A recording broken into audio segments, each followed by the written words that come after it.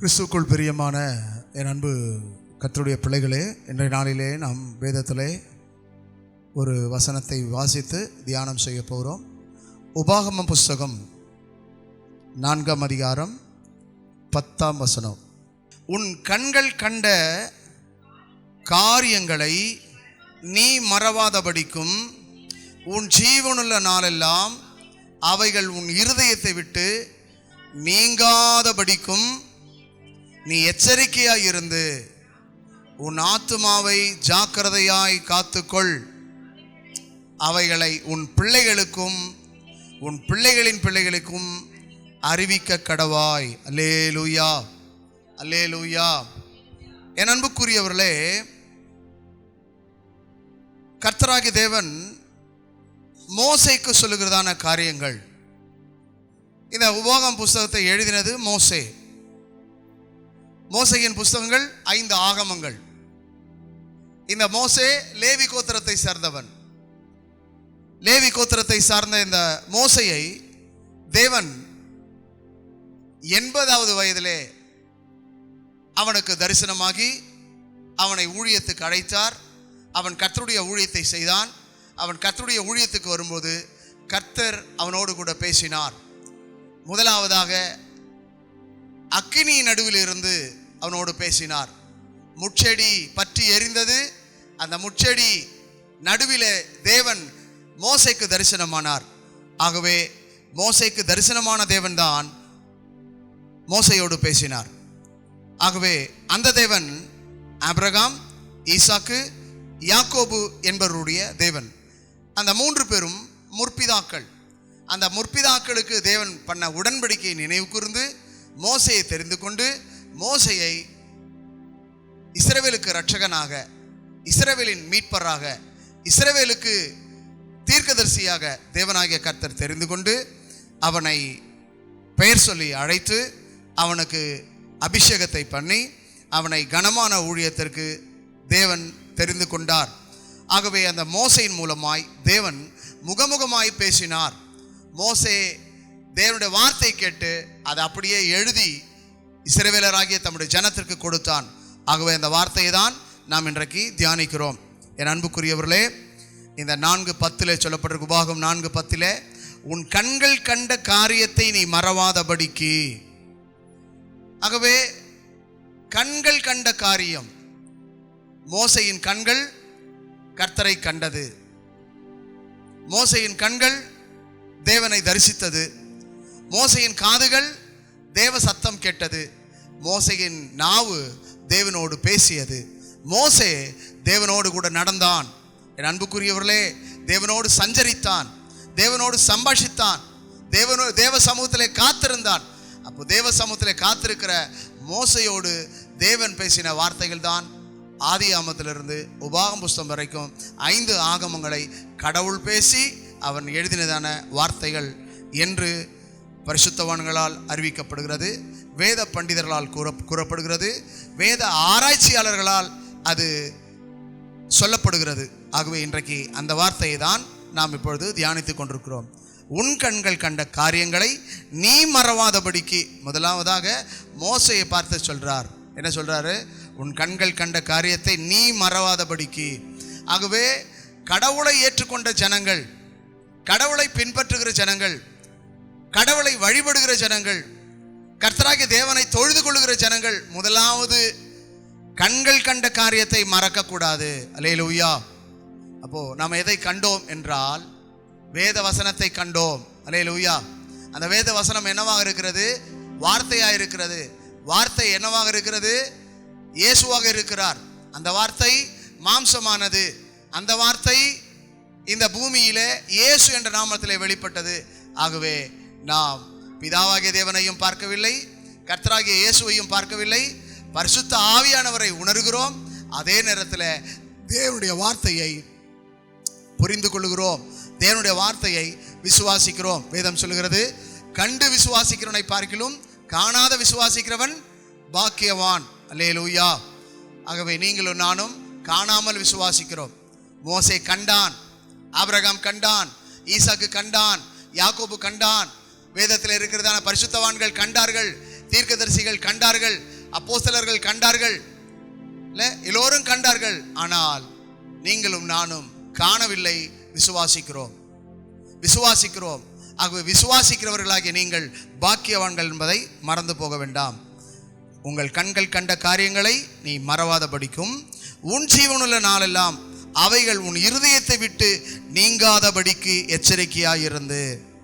எதை விட்டு நீங்க கூடாது? இருதயத்தை விட்டு நீங்க கூடாது. எது நீங்க கூடாது? தேவனுடைய வார்த்தை உங்களை விட்டு நீங்க கூடாது. வேத வசனம் உங்களை விட்டு நீங்க கூடாது. கர்த்தருடைய வார்த்தை உங்களை விட்டு நீங்க கூடாது. ஆகவே இந்த கர்த்தருடைய வார்த்தையானது உங்கள் இருதயத்திலே இருக்க வேண்டும். ஆகவேதான் சங்கீதக்காரன் சொல்கிறார், உம்முடைய வார்த்தையை என் இருதயத்திலே வைத்து வைத்தேன். சாலமோன் எழுதுகிறார், இருதயமாகிய பலகையிலே அவைகளை எழுதி கொண்டிருக்கிறேன், எழுதி வைத்திருக்கிறேன் என்று சொல்கிறான். ஆகவே இந்த நாளிலே நாம் சிந்திக்க வேண்டும். தாவீது அரசன் உம்முடைய வார்த்தைகளை நீ இருதயத்திலே வைத்து வைத்தேன் என்று சொல்கிறான். சாலமோன் ஞானி இருதயமாகிய பலகையில் அவைகளை எழுதிக்கொள் என்று சொல்கிறான். ஆகவே இன்றைக்கு நம்முடைய இருதயமாகிய பலகையில், ஆகவே நம்முடைய வீட்டு பலகையில் அல்ல, நம்முடைய சுவற்றில் அல்ல, நம்முடைய நிலைக்கால்களில் அல்ல, கடைகளில் விற்கக்கூடிய கடையில் விற்கக்கூடிய அந்த போட்டோஸ்ல இல்லை. ஆகவே இருதயமாகிய பலகையில் எழுத வேண்டும். புத்தகத்தில் எழுதினால் அது அழிந்து போய்விடும், காணாமல் போய்விடும். ஒரு பலகையில எழுதினால் அது மறைந்து போய்விடும். ஆனால் இருதயமாகிய பலகையில எழுதினால் அது அப்படியே நீக்கும், அது அப்படியே இருக்கும், அது நிலைக்கும், அது நிலைத்திருக்கும். அந்த வார்த்தை உணர்த்தி கொண்டே இருக்கும், உயிர்ப்பித்துக் கொண்டே இருக்கும். உன் இருதயத்தை விட்டு நீங்காதபடிக்கு நீ எச்சரிக்கையாய் இருந்து. அப்போ கர்த்தருடைய வார்த்தை, கர்த்தருடைய காரியங்கள், கர்த்தருடைய தரிசனங்கள், கர்த்தர் நமக்கு கொடுத்த ஊழியங்கள், கர்த்தர் நமக்கு கொடுக்கப்பட்ட அழைப்பு, கர்த்தர் நமக்கு கொடுத்த அபிஷேகம், கர்த்தர் நமக்கு கொடுத்த வரங்கள், கர்த்தர் நமக்கு கொடுத்த கிருபை, கர்த்தர் நமக்கு கொடுத்த ரட்சிப்பை என்ன செய்யக்கூடாதுங்க? விட்டு விலகக்கூடாது. அல்லேலூயா, விட்டு விலகக்கூடாது. அவைகள் உன் இருதயத்தை விட்டு நீங்காதபடிக்கு நீ எச்சரிக்கையாய் இருந்து உன் ஆத்துமாவை ஜாக்கிரதையாய் காத்துக்கொள். ஒரு மனிதன் தன்னுடைய வாழ்க்கையில தன்னுடைய ஆத்மாவை எப்படி காத்துக்கொள்ள முடியும் என்றால் வேத வார்த்தையின் மூலமாய் தான் அவன் காத்துக்கொள்ள முடியும். ஆகவே வேத வார்த்தை வாசித்தால்தான், தினந்தோறும் வேத வார்த்தையை வாசிக்க வேண்டும், அதை தியானிக்க வேண்டும், அதை விசுவாசிக்க வேண்டும், அதன்படி நடக்க வேண்டும். வேத வசனத்தை மனனம் செய்ய வேண்டும், மனப்பாடம் செய்ய வேண்டும். வேத வசனத்தை இருதயத்தில் எழுதி கொள்ள வேண்டும். அப்படி இருதயத்தில் எழுதி கொண்டால் நம்முடைய ஆத்மா பாதுகாக்கப்படும். இன்றைக்கு அநேக கிறிஸ்தவர்கள் தங்களுடைய இருதயத்தை பாதுகாக்கிறது இல்லை, ஆத்மாவை பாதுகாக்கிறது இல்லை. பணத்தை பாதுகாக்கிறார்கள், பணத்தை பாதுகாக்கிறார்கள், பணப்பெட்டி வைத்திருக்கிறார்கள், தங்கள் வீட்டிலே ஒரு பீரோ வைத்திருக்கிறார்கள், அந்த பீரோக்குள்ள ஒரு அறை வைத்திருக்கிறார்கள், அந்த அறைக்குள்ள ஒரு சின்ன அறை வைத்திருக்கிறார்கள், அந்த சின்ன அறைக்குள்ளே பணம் வைத்திருக்கிறார்கள், நகை வைத்திருக்கிறார்கள், சில விலையேறப்பெற்ற பொருட்களை வைத்திருக்கிறார்கள், பத்திரப்படுத்தி வைத்திருக்கிறார்கள். அந்த பீரோல சில அறைகளிலே சில விலை உயர்ந்த வஸ்திரங்களை வைத்திருக்கிறார்கள், விலை உயர்ந்த புடவைகளை வைத்திருக்கிறார்கள், விலையேறப்பெற்றதான அணிகலன்களை வைத்திருக்கிறார்கள். ஆனால் இவைகளெல்லாம் பத்திரப்படுத்துகிற நீங்கள், இவைகளெல்லாம் பாதுகாக்கக்கூடிய நீங்கள் உங்களுடைய இருதயத்தை பாதுகாத்துக் கொள்ளவில்லையே, உங்கள் ஆத்மாவை பாதுகாத்துக் கொள்ளவில்லையே. இந்த உலகத்தில் சம்பாதிக்கிற பணம் எல்லாம் அழிந்து போய்விடும், பொருட்கள் எல்லாம் இல்லாமல் போய்விடும். ஒருவேளை திருடன் அவைகளை கண்ணமிட்டு திருடிக் கொள்வான். எவ்வளவு சேர்த்தாலும் ஒரு நாள் அவைகள் நாம் கொண்டு போக முடியாது, அவைகளை விட்டுத்தான் போக வேண்டும். ஆனால் ஆத்மா மிக முக்கியமானது, ஆத்மா மிக விலையேறப்பெற்றது. இந்த ஆத்மாவுக்காக நீ என்ன செய்து கொண்டிருக்கிறாய்? ஆத்மாவை ஜாக்கிரதையாய் நீ பாதுகாத்துக் கொள்ள வேண்டும். வசனம் சொல்கிறது, உன் ஆத்மாவை ஜாக்கிரதையாய் காத்துக்கொள். உன் பணத்தை காத்துக்கொள்ளக்கூடிய நீ, உன்னுடைய பொருளை காத்துக்கூடிய நீ, உன்னுடைய அணிகலன்களை காத்துக்கொள்ளக்கூடிய நீங்கள், உங்களுடைய ஆபரணங்களை காத்துக்கொள்ளக்கூடிய நீங்கள், உங்களுடைய ஆடைகளை காத்துக்கொள்ளக்கூடிய நீங்கள் ஆத்மாவை ஜாக்கிரதையாய் காத்துக்கொள்ளவில்லை. சிலர் வீட்டை கட்டியிருப்பார்கள், அந்த வீட்டிற்கு அல்ல. பலவிதமான பூட்டு பூட்டி அந்த வீட்டை அவ்வளவு பத்திரமாய் பாதுகாப்பார்கள். வீடு பாதுகாக்கப்படுகிறது. ஆனால் உன் இருதயமாகிய வீடு, உன் ஆத்துமாவாகிய வீடு பாதுகாக்கப்படுகிறதா? இல்லையே. வீடு நம்மோடு கூட வருவதில்லை. இந்த உலகத்துல என்ன வருவதில்லை, வீடு நம்மோடு கூட வருவதில்லை. எத்தனை அடுக்கு மாடி கட்டினாலும் அந்த மாடி நம்மோடு கூட வருவதில்லை. கூட விட்டு ஆவி போனால் கூட ஒன்றும் வருவதில்லை என்பதை இன்றைக்கு அநேகர் மறந்திருக்கிறார்கள். அநேகர் அவைகளை அறியாமல் இருக்கிறார்கள். என் அன்புக்குரிய மகனே, மகளே, வேதம் சொல்கிறது, உன் ஆத்துமாவை ஜாக்கிரதையாய் காத்துக்கொள். உன் ஆத்துமாவை ஜாக்கிரதையோடு காத்துக்கொள். அநேக தோட்டங்களை வாங்குகிறார்கள். என்ன வாங்குறாங்க? தோட்டங்களை வாங்குகிறார்கள். அந்த தோட்டத்தை காக்கிறதுக்காக ஒரு காவலனை போடுகிறார்கள். அந்த காவலன் அந்த தோட்டத்தை பாதுகாக்கிறான். ஆனால் அந்த தோட்டத்தை பாதுகாக்க அந்த தோட்டத்தை சுற்றி வேலி அடைக்கிறார்கள். முட்கள் வேலி அடிக்கிறார்கள், மின்சார வேலி அடிக்கிறார்கள். இந்த காவற்காரன், வேலி, இதை தாண்டி நாய்களை வளர்க்கிறார்கள்.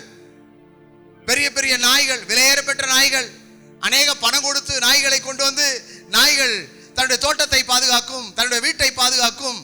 நாய் வீட்டை காக்கும் என்றது போல தோட்டத்தையும் காக்கும், தனக்கு உண்டானதை காக்கும், தன் உடைமைகளை காக்கும் என்று சொல்லி எல்லாவற்றையும் காக்கிறதுக்காக நாயை வைத்துக் கொள்கிறார்கள். காவல் காக்க மனிதனை வைத்துக் கொள்கிறார்கள். ஆனால் ஆத்மாவை காக்கிறதுக்காக என்ன செய்து கொண்டிருக்கிறாய்? ஆத்மாவை எது காக்க முடியும்? ஆத்மாவை வேத வசனம் பாதுகாக்கும். இரண்டாவது, ஆத்மாவை பரிசுத்த ஆவியானவர் பாதுகாப்பார். ஆகவே இன்றைக்கு அநேகர் ஆத்மாவை குறித்து என்ன இல்லை, விழிப்புணர்வு இல்லாமல் இருக்கிறார்கள். ஒருவேளை மரித்தால் நம்ம எங்கே போவோம்? பரலோகத்துக்கு போனோம். பரலோகத்துக்கு போனோம்னா உன் ஆத்மாவை நீ காத்து கொண்டாதான் பரலோகத்துக்கு போக முடியும். உன் ஆத்மாவை எப்படி பாதுகாக்கணும்? கரை திரை பிழையற்றதா இருக்கணும். ஆத்மா எப்படி இருக்கணும்? குற்றமற்றதா இருக்கணும். ஆத்மா எப்படி இருக்கணும்? பரிசுத்தமா இருக்கணும். ஆத்மா எப்படி இருக்கணும்? தேவ சத்தம் கேட்டு தேவ சித்தம் செய்யக்கூடியதா இருக்கணும். அப்படிப்பட்ட ஆத்மாவை கர்த்தர் பாதுகாக்கிறவரா இருக்கிறார். ஆகவே இன்றைக்கு அநேகர் என்ன செய்கிறார்கள் தெரியுமா? ஆத்மாவுக்காக நீங்க எதையும் சேர்க்க முடியாது. இந்த சரீரத்துக்காக தான் சேர்க்க முடியும். அழிந்து போகக்கூடிய இந்த சரீரத்துக்காக தான் சொத்து, சுகம், பணம், பொருள், வசதி, வாய்ப்பு எல்லாமே. ஆனால் இவையெல்லாம் சரீரத்தோடு அழிந்து போய்விடும். ஆனால் ஆத்மா அழியாது. ஆத்மா அழியாது. அது நித்திய நித்தியமாய் இருக்கக்கூடியது. ஆகவே அந்த ஆத்மாவை ஜாக்கிரதையாய் காத்துக்கொள்ள வேண்டும். அப்போ நீங்கள் முதலாவது கண்ட காரியங்களை மறவாதபடிக்கு, வேத வசனங்களை மறவாதபடிக்கு, இல்ல உங்களுக்கு கொடுக்கப்பட்ட தரிசனத்தையும் அழைப்பையும் மறவாதபடிக்கு நீங்கள் ஜாக்கிரதை உள்ளவர்களாய் இருக்க வேண்டும், எச்சரிக்கை உள்ளவர்களாய் இருக்க வேண்டும் என்று பரிசுத்த வேதம் சொல்கிறது. அல்லேலூயா. என்ன சொல்லுதுங்க? பரிசுத்த வேதம் சொல்லுகிறது. அல்லேலூயா. இதை குறித்து ஆபிரகாம் சொல்லுகிறான். யாருக்கு சொல்லுகிறான்? ஈசாக்குக்கு சொல்லுகிறான். ஈசாக்கு யாக்கோபுக்கு சொல்லுகிறான். யாக்கோபு தன்னுடைய 12 குமாரர்களுக்கு போதிக்கிறான். யாருக்கு போதிக்கிறான்? 12 குமாரர்களுக்கு. ஆபிரகாம் ஈசாக்குக்கு, ஈசாக்கு யாக்கோபுக்கு, யாக்கோபு 12 பிள்ளைகளுக்கு போதிக்கிறான். கிறிஸ்தவளே, தேவனுடைய பிள்ளையே, தாயே, தகப்பனே, உன் பிள்ளைக்கு வேதத்தை போதிக்கிறாயா? தேவனுடைய வசனத்தை போதிக்கிறாயா? பரிசுத்தத்தை குறித்து போதிக்கிறாயா? விசுவாசத்தை குறித்து போதிக்கிறாயா? என்ன செய்து கொண்டிருக்கிறாய்?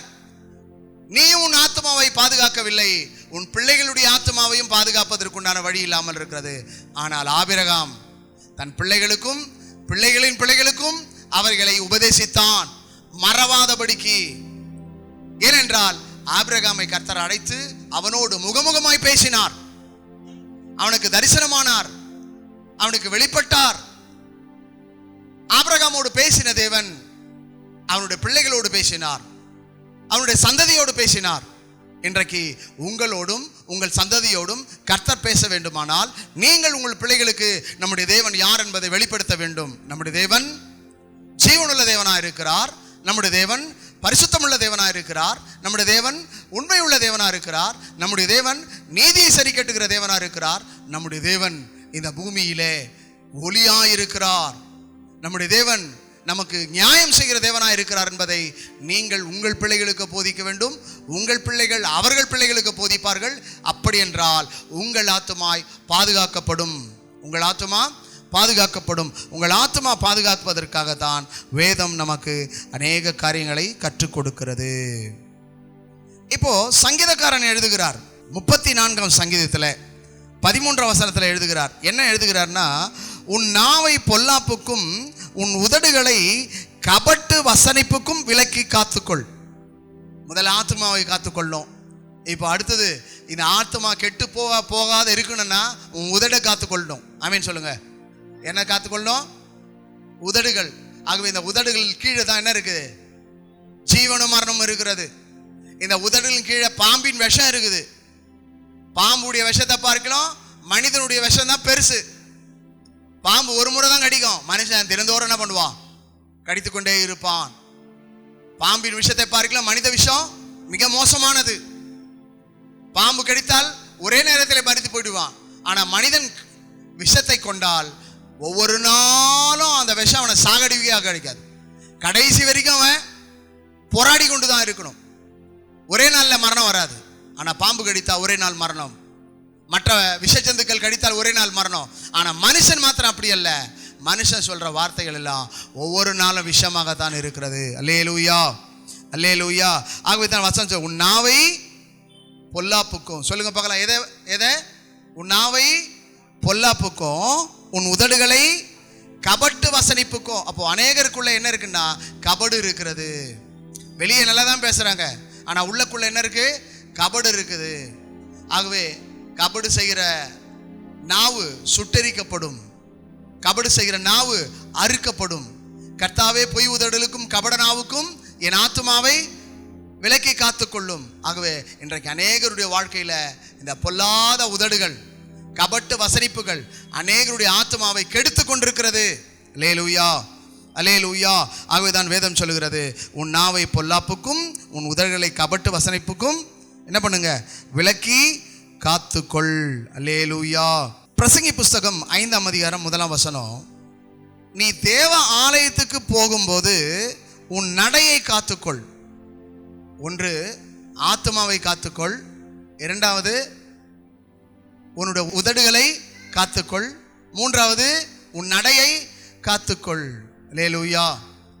தேவ ஆலயத்துக்கு போகும்போது என்னதை காத்துக்கொள்ளுமா? நடையை காத்துக்கொள். இன்றைக்கு அநேகருடைய நடைகள் விகாரப்படுகிறது. இல்ல, ஒவ்வொரு ட்ரெஸ் போட்டா ஒவ்வொரு விதமான நடை. என்னென்ன உடையில வராங்களோ அந்த உடைக்கு ஏற்றதான ஒரு ஷூ இல்லை ஸ்லிப்பரு, அந்த ஸ்லிப்பரு இல்லை அவங்க போட்டிருக்க அணிகலன்கள், அவங்க போட்டிருக்கிறதான அந்த உடைகள், அதனுடைய அலங்காரம், அந்த அலங்காரத்துக்கு ஏற்றபடி என்ன பண்ணுறாங்க? ஆடி அசைஞ்சு வராங்க. ஆலயத்துக்கு வரும்போது பரிசுத்தத்தோடு கூட வர வேண்டும். ஆலயத்துக்கு வரும்போது பயபக்தியோடு வர வேண்டும். ஆலயத்துக்கு வரும்போது நம்பிக்கையோடு விசுவாசத்தோடு கூட வர வேண்டும். ஆனால் ஆலயத்துக்கு வரும்போது நடைகள் எப்படி இருக்குங்க? நடந்து வருகிறவர்கள் வித்தியாசமாக நடந்து வருகிறார்கள். வாகனத்தில் வருகிறவர்கள் கொஞ்சம் நல்ல வாகனம் வைத்திருந்தா அவங்களுடைய ஸ்டைலு, அவங்களுடைய காரியங்கள்லாம் கொஞ்சம் வித்தியாசமாக இருக்கும். அந்த வாகனத்தை விட்டு இறங்கும் போதே அவங்க என்ன பண்ணுவாங்க? நம்ம ஒரு வெத்துன்னு தெரியாது, ஆனால் அவங்களுடைய கெத்தை அவங்க காட்டுவாங்க. இல்லை, கெத்தை காட்டுவாங்க. ஆனால் கெத்தெல்லாம் வெத்து என்பதை அவர்கள் மறந்து போய் விடுறாங்க. காரில் வந்தால் என்னென்ன விதமான காரில் வராங்களோ அந்தந்த காரில் வரும்போதெல்லாம் அவங்க தங்களை ஒரு மேன்மை நினைப்பாங்க. ஆலயத்துக்கு வரும்போது நீ விருந்து வீட்டுக்கு போகும்போது எதாவது உடுத்தி கொண்டு போ, ஆனால் ஆலயத்துக்கு வரும்போது வீட்டில் இருக்கிற எல்லா நகையும் அள்ளி போட்டு வந்துடக்கூடாது. நகையில் ஆலயத்துக்கு வரவங்க உன் நகைகளை பார்த்து என்ன செய்யக்கூடாது? பின்மாற்றத்துக்கு போய்க்கூடாது. உங்களுடைய புடவைகளை பார்த்து, உங்களுடைய உடைகளை பார்த்து என்ன செய்யக்கூடாது? பாரு எவ்வளோ காஸ்ட்லியாக போட்டு வந்துருக்குறாங்க அப்படின்னு சொல்லிட்டு உங்களை பார்த்து பொறாமைப்படக்கூடாது. உங்களை பார்த்து எரிச்சல் அடையக்கூடாது. உங்கள் உடையினாலே, உங்கள் நடையினாலே, உங்களுடைய அணிகலன்களாலே, உங்களுடைய ஆபரணங்களாலே அடுத்தவர்கள் வஞ்சிக்கப்படக்கூடாது, ஏமாற்றப்படக்கூடாது. எல்லாரும் ஆலயத்துக்கு வரும்போது தேவனுடைய பிள்ளைகள் தான், எல்லோரும் சரிசமமானவர்கள் தான். உயர்ந்தவன் என்றில்லை, தாழ்ந்தவன் என்றில்லை. இங்கே ஆலயத்துக்கு வரும்பொழுது படித்தவன்றும் இல்லை, படியாதவன்றும் இல்லை. எல்லோரும் தேவ சமூகத்தில் யாருங்க? சமம்.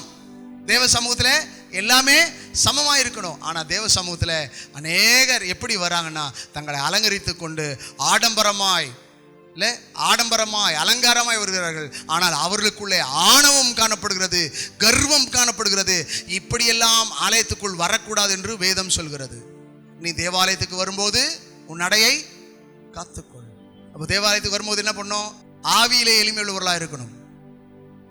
தேவாலயத்துக்கு வரும்போது எப்படி இருக்கணும்? தாழ்மை உள்ளவர்களாக இருக்கணும். தேவாலயத்துக்கு வரும்போது பணி உள்ளவர்களாக இருக்கணும். தேவாலயத்துக்கு வரும்போது பண்புள்ளவர்களாக இருக்கணும், பாசமுள்ளவர்களாக இருக்கணும், அநேகரோடு ஐக்கியம் உள்ளவர்களாக இருக்கணும். இல்லை, அப்படிப்பட்டவர்களாக இருக்க வேண்டும் என்பதுதான் வேதம் போதிக்கிறது. என் அன்புக்குரிய மகனே, மகளே, வேதம் சொல்கிறதை நீங்கள் கவனியுங்கள். இல்லை, தேவாலயத்துக்கு போகும்போது உன் நடையை காத்துக்கொள். இன்றைக்கு எத்தனை பேர் நடையை காத்துக்கொள்றாங்க? இல்லையே. இல்லை, அநேகர் தங்களுடைய நடைகளை காத்துக்கொள்வது கிடையாது. எரேமியா புஸ்தகம் 31 அதிகாரம் 16 வசனம் சொல்கிறது, நீ அழாதபடிக்கு உன் சத்தத்தை அடக்கி உன் கண்ணீர் விடாதபடிக்கு உன் கண்களை காத்துக்கொள். என்னத்தை காத்துக்கொள்ளு? சொல்லுங்களேன். கண்களை காத்துக்கொள். ஆலயத்துக்கு வந்தால் தான் அழுவாங்க. மீதி இடத்துலலாம் பார்த்தீங்கன்னா அவ்வளோ சந்தோஷமாக இருப்பாங்க. அப்படியே சிரிச்சு சிரிச்சு பேசுவாங்க, சந்தோஷமாக இருக்கான். ஆலயம்னா அங்கே என்ன செய்யணும் தெரியுங்களா? மகிழ்ச்சியாக இருக்கணும். ஆலயத்தில் எப்படி இருக்கணும்? மகிழ்ச்சியாக இருக்கணும். எப்படி ஆராதனை செய்யணும்? மகிழ்ச்சியாக ஆராதனை செய்யணும். அங்கே வந்து முகத்தை தொங்க போட்டுக்கிறது, அங்கே வந்து கவலைப்படுறது, கன்னத்தில் கை வச்சுக்கிறது, இல்லை அங்கே வந்து கீழே குனிஞ்சிக்கிறது. ஆனால் நிகழ்ச்சிக்கு போங்க, திருமண நிகழ்ச்சி, பிறந்தநாள் நிகழ்ச்சி, மற்ற வளைகாப்பு நிகழ்ச்சி, மற்ற என்னென்ன நிகழ்ச்சி, என்னென்ன பார்ட்டி நடக்கிறதோ அதுக்கெல்லாம் போங்க. அப்போ பார்த்தீங்கன்னா சிரிப்பு வரலன்னா கூட என்ன பண்ணுவாங்க? அப்படியே சிரிப்பாங்க. அவ்வளோ சந்தோஷமாக இருப்பாங்க, அவ்வளோ மகிழ்ச்சியாக இருப்பாங்க, எல்லாரும் கூட ஐக்கியமாக இருப்பாங்க. ஆனால் சபைக்குள்ளே அந்த ஐக்கியம் இல்லையே, சபைக்குள்ளே அந்த மகிழ்ச்சி இல்லையே, சபைக்குள்ளே அப்படிப்பட்ட காரியங்கள் இல்லையே. இங்கே சபைக்குள் வரும்போது முகத்தை தொங்க போட்டுக் கொள்கிறோம், சபைக்குள் வரும்போது கண்ணீர் விடுகிறோம், சபைக்குள் வரும்போது நீலி கண்ணீர் வடிக்கிறோம், சபைக்குள் வரும்போது மாய்மலமாய் இருக்கிறோம். ஆனால் வேதம் சொல்லுகிறது, உன் கண்களை காத்துக்கொள். எதை காத்துக்கொள்ளுங்க? உன் கண்களை காத்துக்கொள். மனிதனுடைய வாழ்க்கையில எல்லாம் கெட்டு போறதுக்கு காரணமே என்னன்னா கண்ணு தான். ஆமென். அந்த கண்ணுக்கு பைபிளில் பேர் சொல்லப்படுறது வன்கண். என்ன கண்ணுங்க? வன்கண். சிலருடைய கண்ணு பட்டா போதும் ஆளே உருகிடுவாங்க. சிலருடைய கண்ணு பட்டா போதும் இருக்கிறதுல இழந்து போயிடுவாங்க. இவ்வளோ சம்பாதிக்கிறியா? அவ்வளோதான் முடிஞ்சிச்சு கதை. ரொம்ப அழகாக இருக்கிறீங்க, அவ்வளோதான் முடிஞ்சிச்சு கதை. ரொம்ப ஸ்லிம்மாக இருக்கிறீங்களே, கொஞ்ச நாள் பார்த்தீங்கன்னா ஆள் அட்ரஸ் இல்லாத ஆகிடுவாங்க. இல்லை, அநேகருடைய வாழ்க்கையில் கண் பட்டா போதும். அதான் சொல்லுவாங்க, கல்லடி பட்டாலும் கண்ணடி படக்கூடாது அப்படி சொல்லுவாங்க. அப்போ கண்ணு ரொம்ப மோசமானது. இல்லை, நல்ல ட்ரெஸ் போட முடியல, நல்லா சாப்பிட முடியல, நல்ல ஒரு சிம்பிளான ஒரு சாதாரண ஒரு வீட்டில் இருக்க முடியல, ஒரு நல்ல ஒரு சாதாரண ஒரு வாகனத்தில் போக முடியல. உடனே கண்ணு அந்த வாகனத்து மீது கண் போயிடுது, வீட்டு மேலே கண் போயிடுது, போட்டுன்னு இருக்கிற உடையின் மீது கண் போயிடுது. இல்லை, ரோட்டில் எந்த வீடெல்லாம் பார்க்குறோமோ அந்த வீடு மேலே என்ன போயிடுதுங்க? கண்ணு போயிடுது. இப்படி வீடு கட்டினா எப்படி இருக்கும்? இந்த ட்ரெஸ் வாங்கினா எப்படி இருக்கும்? இந்த நகையை வாங்கினா எப்படி இருக்கும்? இல்லை, என்னென்னலாம் பார்க்குறாங்களோ இந்த கண்ணு பார்க்கறதுனால அநேக விஷயங்களை. கண்கள் யாரை பார்க்கணும்? ஒன்று கர்த்தரை பார்க்கணும், ரெண்டாவது வேதத்தை பார்க்கணும். ஒன்று கர்த்தரை பார்க்கணும், ரெண்டாவது வேதத்தை பார்க்கணும். வேதத்தை பார்க்கும்படி என் கண்களை திறந்தருளும். இல்லை, பிழையமுடைய கண்களை கர்த்தர் திறந்தார்.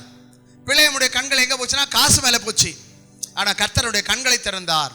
அவன் கர்த்தரை கண்டான், இஸ்ரவேலை ஆசீர்வதித்தான். ஆகவே யாரால கெட்டு போறான்னா கண்ணால கெட்டு போயிட்டான். ஆகவே கண், ஆகவே வசனம் சொல்லுது, உன் கண்களை காத்துக்கொள். ஆகவே நம்முடைய வாழ்க்கையில காத்துக்கொள்ளக்கூடியதை காத்துக்கொள்ள மாட்டோம். ஆனா எதெல்லாம் தேவையில்லையோ அதெல்லாம் பத்திரமா பாதுகாப்போம். அதெல்லாம் என்ன செய்வோங்க? பத்திரமாக பாதுகாக்கிறோம். இல்லை, தேவையில்லாத பொருட்கள் எல்லாம் பாதுகாக்கிறோம். ஆனா தேவையானது என்னது? வேத வசனங்கள். தேவையானது என்னது? தேவ சமூகம். தேவையானது என்ன? தேவனுடைய பிரசன்னம். தேவையானது என்ன? தேவனுடைய அபிஷேகம். ஆகவே உனக்கு கொடுக்கப்பட்ட அபிஷேகத்தை காத்துக்கொள்ளும், உனக்கு கொடுக்கப்பட்ட வரங்களை காத்துக்கொள்ளும், உனக்கு கொடுக்கப்பட்ட ரட்சிப்பை காத்துக்கொள்ளணும். ஆகவேதான் வேதம் சொல்கிறது, வெளிப்படுத்தின விசேஷத்தில் தேவனுடைய கற்பனைகளையும் இயேசுவின் மேல உள்ள விசுவாசத்தையும் காத்துக்கொள். விசுவாசத்தை காத்துக்கொள்ளணும். இன்றைக்கு அநேகருடைய விசுவாசம் எப்படி இருக்கு? இல்ல, விசுவாசம் இல்லாமல் போய் விடுகிறது. விசுவாசம் இல்லாத விசுவாசி, பேர் விசுவாசி ஆனா என்ன இல்லை? சொல்லுங்களேன். பேர் தான் விசுவாசி ஆனா உள்ள என்ன இல்லை? விசுவாசமே இல்லை. இல்ல, எனக்கு ஒரு வீடு கிடைக்குமா, எனக்கு ஒரு வாழ்க்கை கிடைக்குமா, எனக்கு ஒரு வேலை கிடைக்குமா, நான் எதிர்பார்க்கிறது கிடைக்குமா? உனக்கு விசுவாசம் தான் எல்லாம் கிடைக்கும். கிடைக்குமா கிடைக்குமான்ற அவிசுவாசம் இருக்கக்கூடாது. கர்த்தர் கொடுப்பார். நாள் வரும், நேரம் வரும், சமயம் வரும், இல்ல ஏற்ற காலத்தில் கொடுப்பார். அதினதின் காலங்களில் அவர் எல்லாவற்றையும் நேர்த்தியாய் செய்வார். ஆகவே அநேக விசுவாச வீரர்கள், ஜப வீரர்கள் விசுவாசம் இல்லாதவங்க இருக்கிறாங்க. கேட்டா நான் விசுவாசி, ஐ எம் பிலீவர், நான் இந்த திருச்சபையோட விசுவாசி. விசுவாசம் இல்லாத விசுவாசியே, உன் விசுவாசத்தை காத்துக்கொள், உன் பரிசுத்தத்தை காத்துக்கொள், உனக்கு கொடுக்கப்பட்ட வஸ்திரத்தை காத்துக்கொள். வசனம் சொல்லுகிறது, வெளிப்படுத்தின விசேஷம் 16ஆம் அதிகாரம் 15ஆம் வசனத்துல, இதோ திருடனை போல் வருகிறேன், தன் மானம் காணப்படத்தக்கதாக நிர்வாணமாய் நடவாதபடிக்கு விழித்துக்கொண்டு தன் வஸ்திரங்களை காத்துக்கொள்ளுகிறவன் பாக்கியவான். எதை காத்துக்கொள்ளணும்? வஸ்திரங்களை காத்துக்கொள்ளணும். நாம போட்டு இருக்கிற வஸ்திரத்தை பாதுகாக்கிறோம், நம்ம உடுத்திக் கொள்கிற வஸ்திரங்களை பாதுகாக்கிறோம். ஆனால் இங்கே சொல்லப்பட்ட வஸ்திரம் என்ன தெரியுங்களா? ரட்சிப்பின் வஸ்திரம். சொல்லுங்க பார்க்கலாம். என்ன வஸ்திரம்? ரட்சிப்பின் வஸ்திரம், நீதியின் வஸ்திரம், மெல்லிய வஸ்திரம், மகிமையின் வஸ்திரம். இங்கே சொல்லப்பட்ட வஸ்திரங்கள் வேற, ஆனா நீங்க சொல்ற வஸ்திரங்கள் வேற. ஆனால் நான் சொல்லுகிற வஸ்திரங்கள் வேதத்தில சொல்லப்படுகிறதான ரட்சிப்பின் வஸ்திரம், நீதியின் வஸ்திரம், மெல்லிய வஸ்திரம், பரிசுத்த வஸ்திரம், மகிமையின் வஸ்திரம். இப்படிப்பட்ட வஸ்திரங்களை நீங்கள் பாதுகாக்க வேண்டும். அல்லேலூயா. என் அன்புக்குரியவர்களே, இன்றைய தினத்தில் நாம் தியானத்துக்கு என்று எடுத்துக்கொண்ட பகுதியில் அந்த உபாகம புஸ்தகம் 4ஆம் அதிகாரத்தில் சொல்லப்பட்டபடி, உன் கண் கண்ட காரியத்தை நீ மறவாதபடிக்கு என்ன செய்யணுமா? இல்லை, உன் கண்கள் கண்ட காரியத்தை நீ மறவாதபடிக்கு உன் ஜீவனுள்ள நாளெல்லாம் அவைகள் உன் இருதயத்தை விட்டு நீங்காதபடிக்கு எச்சரிக்கையாக இருந்து உன் ஆத்துமாவை ஜாக்கிரதையாய் காத்துக்கொள். அவைகளை உன் பிள்ளைகளுக்கும் உன் பிள்ளைகளின் பிள்ளைகளுக்கும் அறிவிக்க கடவாய். முதலாவது உன் ஆத்துமாவை காத்துக்கொள்ளணும். ரெண்டாவது உன்னோட உதடுகளை காத்துக்கொள்ள வேண்டும். மூன்றாவது உன் நடையை காத்துக்கொள்ள வேண்டும். ஐந்தாவதாக உன் கண்களை காத்துக்கொள்ள வேண்டும். ஆறாவதாக என்ன படித்தோம்? விசுவாசத்தை காத்துக்கொள்ளணும். ஏழாவதாக உன் வஸ்திரத்தை காத்துக்கொள். அந்த வஸ்திரம் என்ன? நான் சொன்னது போல ரட்சிப்பின் வஸ்திரம், மகிமையின் வஸ்திரம், நீதியின் வஸ்திரம், பரிசுத்த வஸ்திரம், மெல்லிய வஸ்திரம். ஆகவே இப்படி தேவன் நமக்கு கொடுக்கப்பட்ட இந்த வஸ்திரங்களை நாம் பாதுகாத்து கொள்ள வேண்டும்.